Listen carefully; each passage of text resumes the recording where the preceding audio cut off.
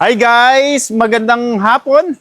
Guys, ang topic natin for today's video, Montero GLX Manual 2026 model White Pearl Metallic. Quick review lang sa mga features, kung anong meron at kung anong wala sa unit natin ng Montero Manual. Kaya tara guys, panoorin natin. Guys, start natin sa harap. Sa headlight, hindi siya naka-LED. Then, hindi rin siya equipped ng daytime running light. Then, sa GLS kasi and sa Black Series, may illuminating light to na LED. Sa manual po, chrome lang po siya.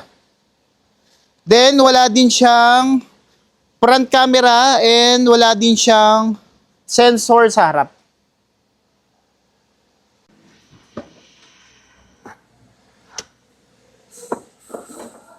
Guys, sa engine natin, kay Montero, 2.4 liters, 4 inline, then diesel engine with turbo. Equipped na rin tayo ng ABS, EBD kahit manual, then Maybach engine, more power, less emission, and fuel efficient.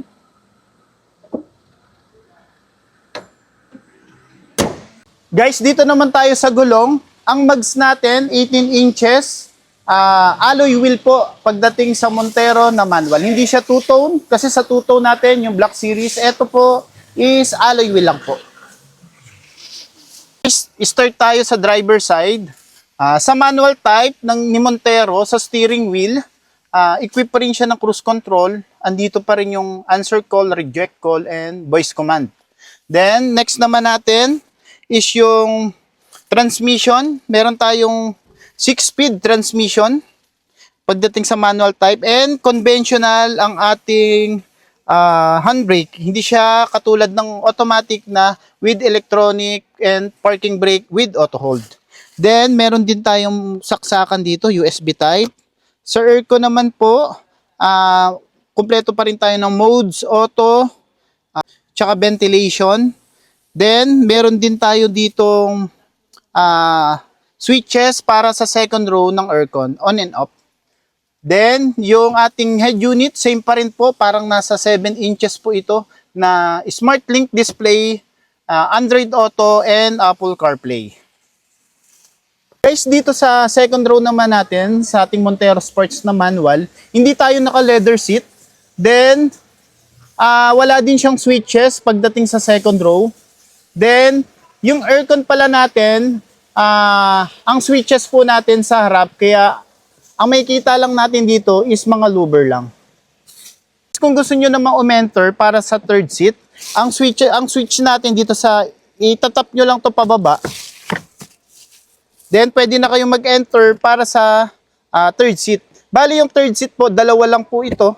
Pero kung tatlong maliliit po, kasya naman po siya. Then pagbalik, guys, dito naman sa likod, sa rear, naka-equip tayo ng pin antenna, syempre, para malakas yung signal. Then, kahit manual type po tayo, may parking sensor pa rin tayo kay Montero na manual. Then, kahit manual din, equip pa rin tayo ng reverse camera. Then, ito pa rin yung rear combination light natin, LED. Guys, sa mga interested dito sa Montero na manual, ang promotion natin for July is naka-promo tayo ng 0 down payment at meron tayong free na 20,000 worth of fuel. Kaya sa interested, tawagan nyo na ako sa number ko, 0995-123-0922. Ako ulit si Richard, ang agent na magiging ahente nyo. Thank you guys!